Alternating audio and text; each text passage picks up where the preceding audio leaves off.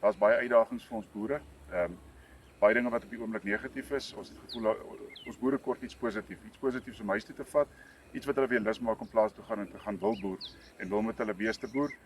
Kiet Faro was vir ons, dit was 'n groot uitdaging om hulle hier te kry en dit was maar 'n groot koste-implikasie. Ons het dit aangepak, want ons het gevoel sy boerdery filosofie, die wyse waarop hy boer, die wyse hoe hy dink, stem baie ooreen met ons ras. Ons ras wat 'n goed aangepaste beesras op die veld is, hier in Suidelike Afrika, wat gras baie goed omsit in wins en baie effektief is. So daarom het ons gedink, dis iets wat by mekaar uitkom en iets wat positief vir die industrie kan wees en opbouend vir die industrie kan wees. Ek dink is 'n baie innoverende dag. Ek dink is baie goeie inligting wat ons kry hier vandag. En ek dink wat baie belangrik is om huis toe te vat, is ons sal definitief moet ons kostes bestuur. Ons is nie in beheer van die markprys nie, maar ons is wel in beheer van die effektiwiteit van die diere waarmee ons boer en die effektiwiteit hoe ons boer. En so ook is ons in beheer van ons kostes.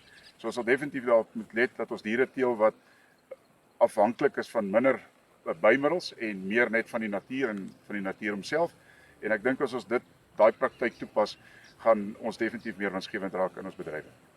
Wel, die boodskap wat ons vandag aan die bedryf daar buite wil sê is, manne, there's only one thing in life that's constant. It's change. And if we don't adapt to change, we're going to stay behind. Kiet Faro het vandag vir ons bitter goeie inligting gedeel. En dit wys 'n mens maar net dat as jy innoverend wil wees en as jy veranderinge wil maak, dan moet jy dit nou maak. Dit help nie hier top daaroor nie. En dis hoekom ek vir die jong manne gesê het. Hoor hierso, daar is niks fout met julle. Dis die ou mense wat nie kan verander nie. So vir die jong mense daar buite in die bedryf wil ek vir die manne sê, manne gee vet, julle het 'n geleentheid. En soos wat filosofies kan klink. Ons sit hier op die aarde en ons stry nog met wat se beeste om te boer. En wat is aangepas en wat is nie aangepas nie. En wat is funksioneel en wat is nie funksioneel nie. In die meantime is ons besig om Mars te verower. Ons wil 'n kolonie op Mars gaan bou. En hier sit en stry ons oor brood en bottergoed. Let's be open-minded, let's change, let's pursue our future. Let's conquer. For 50 years around the world, producers have been selecting for bigger and bigger and bigger weaning weights. And I think we've hit the point of diminishing returns where weaning weights can't get any bigger. You can select for it, but we topped out. And then, all we're doing by creating bigger weaning weights is getting bigger cows, require more land to run these cows on. We're just losing money doing that. We need to think in terms of, instead of kilos per cow, we need kilos per hectare. And that's such a big one right there that it's going to be hard for people to break, but it has to be broke. Well, in the U.S., and I'm sure it's similar here, between the years 2010 and 2024, inputs for the cow-calf producers doubled.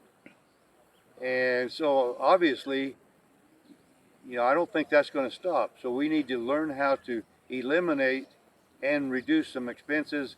Eliminating is going to be a whole lot better than reducing, because once it's done, it's done. But inputs are going to continue to go up. When calf prices go down, inputs still go up. It's going to be tricky. I think grazing management is probably the first thing you need to look at. I mean, we have so much land to operate. If we can increase the production on that land just through proper management, why not do it? It's making sure that your pastures are taken care of, which take care of the environment, making sure that the cattle are right and that the cows are winning, and the way in which the cows win and become profitable is being the right type of early maturing, easy fleshing, low maintenance cows. And then profitability.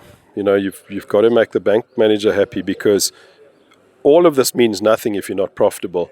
And even people who farm primarily to fix their pastures and the environment, if they're not profitable, they lose their land and it gets into the hands of people who might not care about the environment. So I think that balancing, making sure your cows are happy, your velt's happy, your bank manager's happy, that three-way balance is my takeaway for today anyway.